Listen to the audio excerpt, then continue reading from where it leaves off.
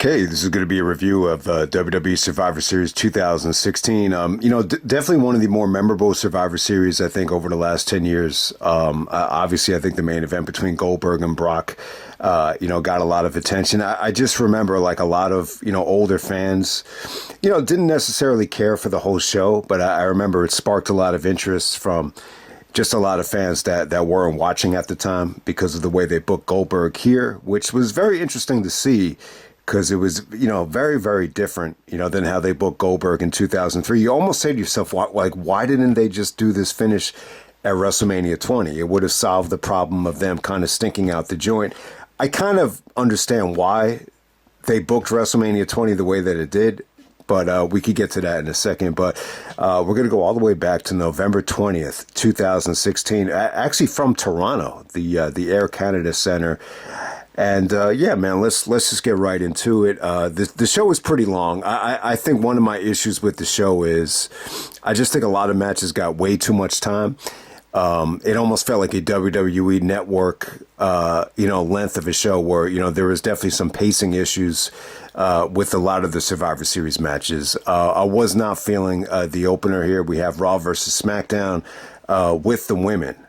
Team Raw is actually Alicia Fox, Bayley, Charlotte, Nia Jax, Sasha Banks, and Team SmackDown Live is Alexa Bliss, Becky Lynch, Carmela from Staten Island, Naomi, and Natalya Neidhart. Nikki Bella actually got attacked, and she wasn't able to wrestle here, so Daniel Bryan actually allowed Natalya. I think Natalya was like a guest GM at the time for SmackDown, but I got to say this. I'll try to keep this short. The sole survivors here were Bayley and Charlotte, which was good. I think it was good booking. I think Bayley looked awesome here. This is the NXT version of Bayley where she's nice and slim, and I think she was really over with the fans. And, Charlotte just feels a lot more natural and comfortable here, than she was, the year before. But I got to say, it's a mixed bag of talent. I think, look, I think 2016 was a great year for the women.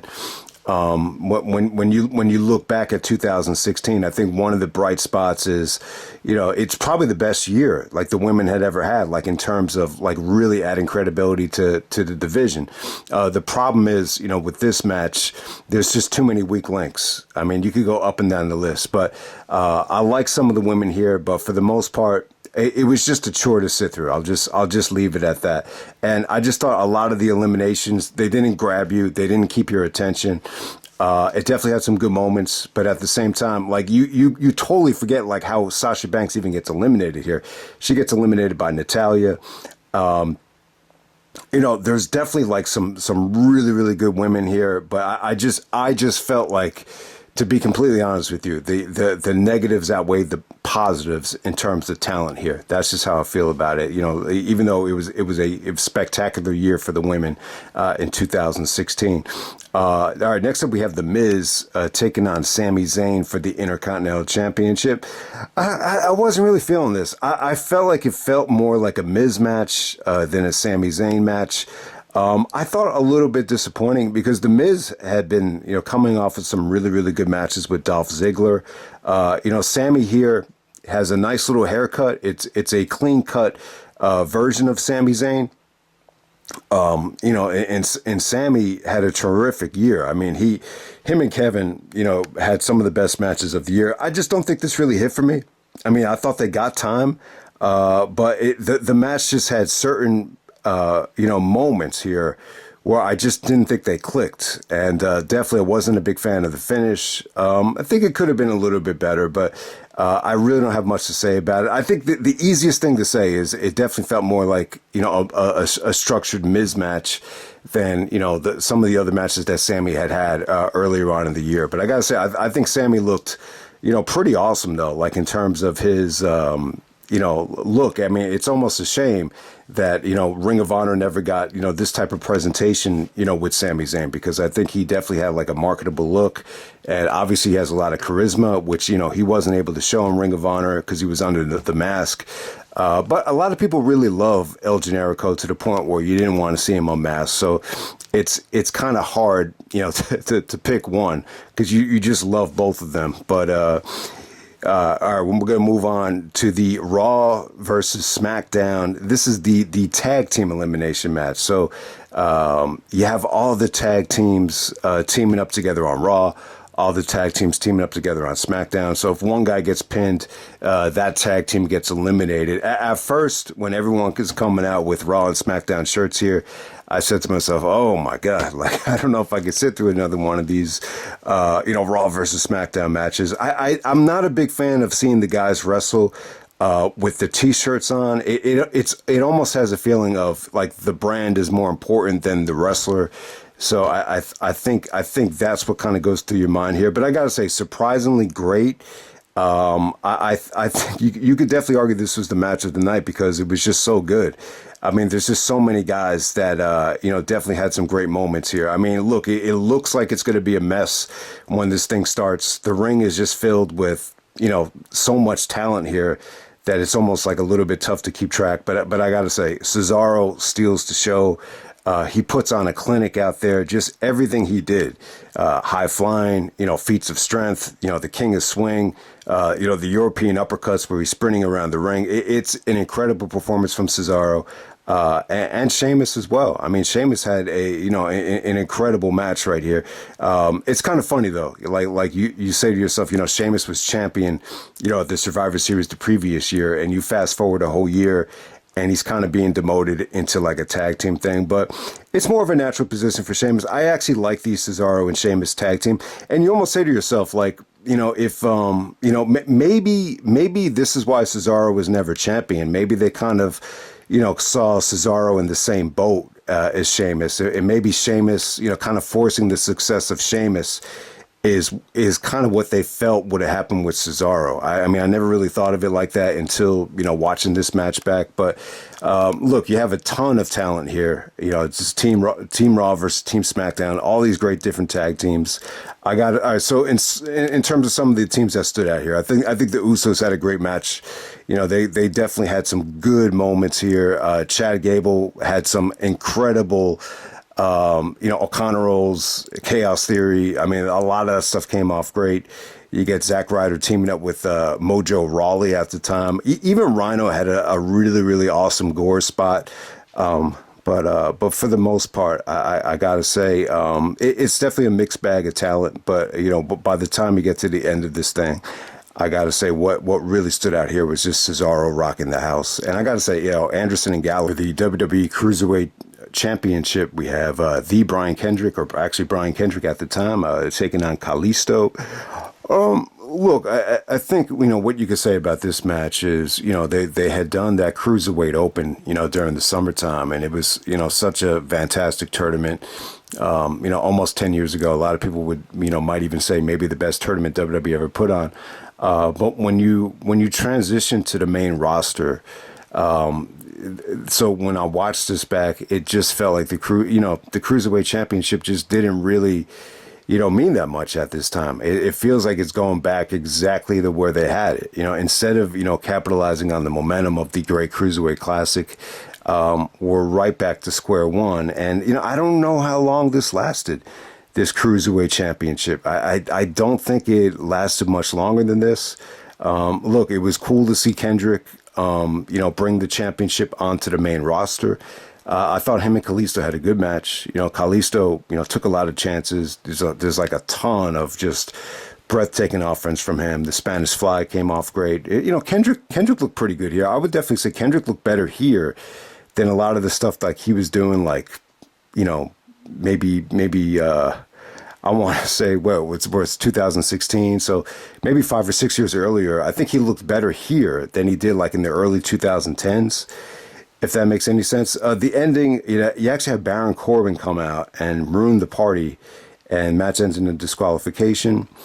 Look, I can't say that they were that crazy about the match. The match definitely had a feeling of, because of the placement, because of the way the crowd was reacting, I think you kind of just knew this was going to have an awful ending, or some type of weird heelish ending.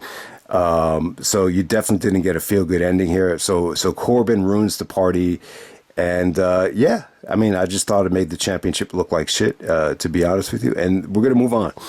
We have the Raw versus SmackDown Live Survivor Series 10-man tag team elimination match. So the best of SmackDown taking on the best of Raw. All right, so you know what? I remember a lot of people were very negative on this Raw versus SmackDown thing. All right, so I think a lot of the problems with these matches are, it doesn't really feel like the SmackDown or Raw rosters were that well defined. In recent memory, I would say, look, if you go back to Survivor Series 2005, I said it pretty clearly. Like, if you really wanted to do one, I could give you the teams of when the rosters were locked during the Ruthless Aggression era. Triple H and Jericho would definitely represent Raw. Angle, Benoit, and Mysterio would represent SmackDown, and that would have been the ideal Raw versus SmackDown match. I think at this particular time.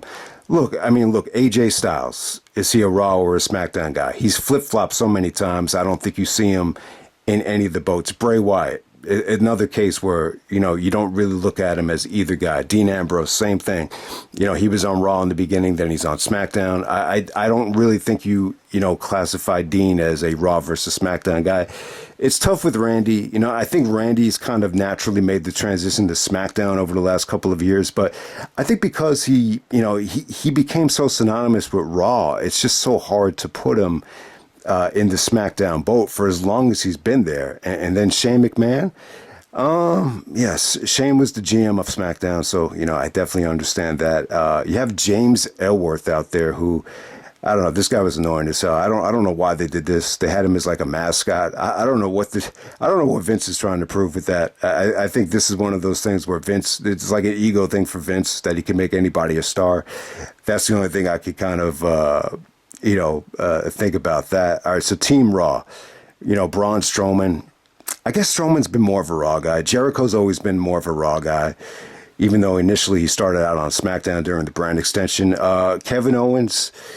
Yeah, look, Owens is another guy that's went back and forth a lot of different times. And, Roman at the time is on Raw. Eventually, Roman made the transition. When Roman, was dominant and when he had his long-ass title reign, he was pretty much a SmackDown guy. So that's hard to buy into. Yeah, I guess Seth has been always more of a Raw guy. But I think at this point, though, even now, you go back 10 years ago, I don't think anybody gave a fuck about what wrestler was representing what show. It just never really. I just don't think the brand extension really worked at that time in terms of guys just being labeled as a Raw or a SmackDown guy. So I think if you were to ask me why are people so negative on these matches, that's why. Plus, the Raw and SmackDown shirt thing wasn't that much of a problem here. I remember I had a family member that really bitched about it the next year when Kurt Angle actually wrestled. So it probably didn't hurt it here. Some of the guys are wearing Raw shirts, like Kevin Owens. Obviously, he's going to wear a shirt because he's kind of fat. Rollins was really cool. He actually had half Raw, half, Seth freaking Rollins t-shirt. So that was pretty cool. But some of the other guys just, wrestled without a shirt here, which was fine. So the Raw and SmackDown thing did not take away from the match. I think Ambrose actually wore a SmackDown shirt. But other than that, all right, look, the match goes almost a whole fucking hour. It definitely dragged at some point. So let me start off with some of the things that I thought hurt this match. They wasted way too much fucking time, with Ambrose attacking AJ because they were feuding at the time and, they're building up for their big TLC match and it didn't work. Ambrose is supposed to be a babyface. And, I think for a lot of reasons, the fans actually turned on Ambrose here. I think the main reason is because of AJ Styles. I think AJ was so beloved at that time. Him working as a heel, I don't think it really worked in 2016. He's obviously the MVP. The fans are still excited that he's with the WWE. So, having AJ be a heel and being attacked by a babyface in Dean Ambrose, it didn't work at all, in my opinion. And then at the same time, this is coming off of Ambrose's podcast with Austin. and I thought a lot of people felt like he got exposed there. I mean, there's different things about that podcast that, we could get into. Obviously, I think Ambrose felt a little bit handcuffed, and, maybe it really wasn't his fault. But a lot of that stuff I thought definitely did, hurt the match, and especially the booking of Kevin Owens and Jericho. Once they got eliminated, the fans rejected it. They definitely resented it. The cool thing about this, you actually had like a Shield reunion with, Ambrose actually, kind of rejoining the Shield, even though he's on SmackDown.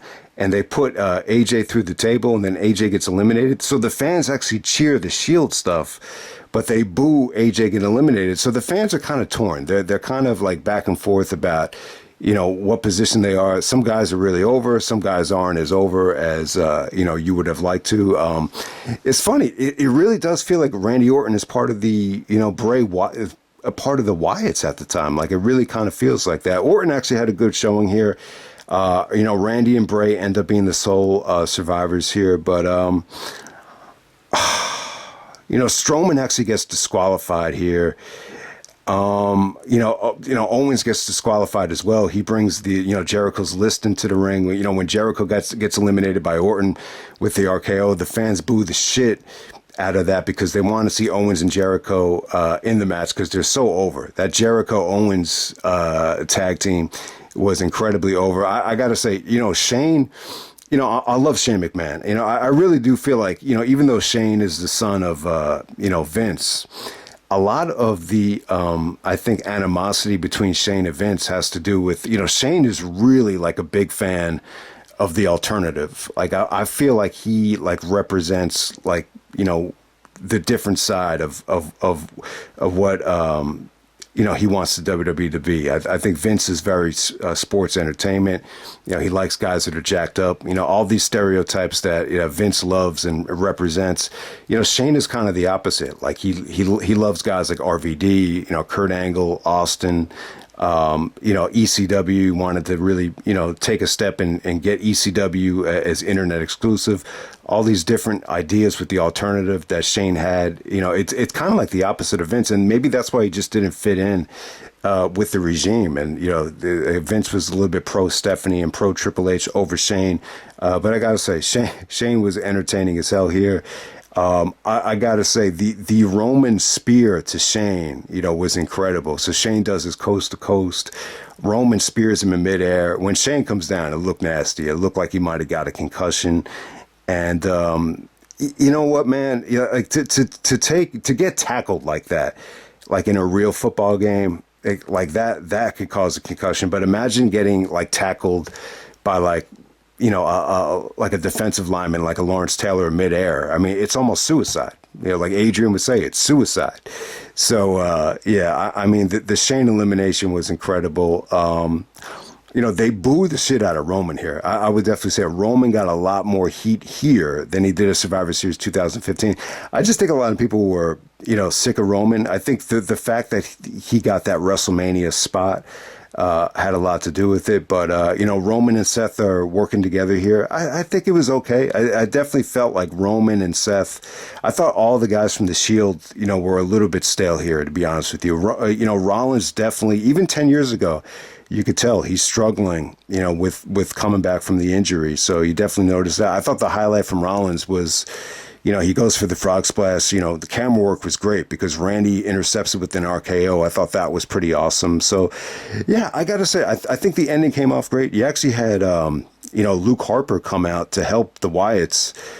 Randy actually sacrifices himself for Bray, and he takes a spear from Roman, and then all of a sudden Bray hits his sister Abigail on Roman. So Bray Wyatt gets the victory, and him and Randy are the sole survivors. And yeah, I mean, it was pretty cool. But at this time, it seemed like Randy and Bray were on the same side. But eventually they rode this wave to WrestleMania, and it kind of fell flat. I just remember this being, one of the more disappointing WrestleMania matches. I'm sure the buildup was, pretty good. I remember Randy, burning down the Wyatt Village, but ultimately I think that was the wrong call. But yeah, so Randy and Bray represent SmackDown and get the job done. The match is, look, it's a mixed bag. I think there is definitely some pacing issues, but there is a ton of good stuff here.